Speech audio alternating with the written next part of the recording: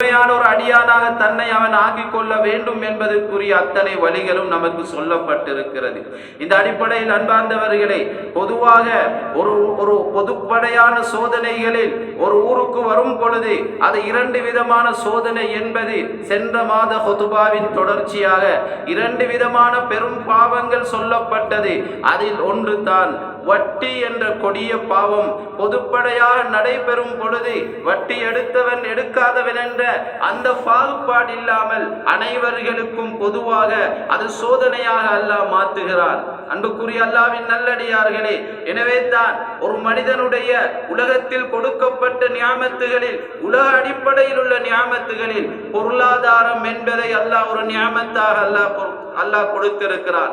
தலபு கஸ்பில் ஹலாலி ஃபரீதத்துன் பஅதல் ஃபரீதா என்ற கடமைப்பாடுகளுக்கு பின்னால் உள்ள மிகப்பெரிய ஒரு கடமைப்பாடு, ஒவ்வொரு ஆணும் ஹலாலான முறையில் தன்னுடைய வருமானத்தை அமைத்துக் கொள்வது, ஹலாலான ஒரு தொழிலை அமைத்துக் கொள்வதும் கடமை என்று பேசிய ஒரே மார்க்கம் இஸ்லாமிய மார்க்கமாக அது எப்படி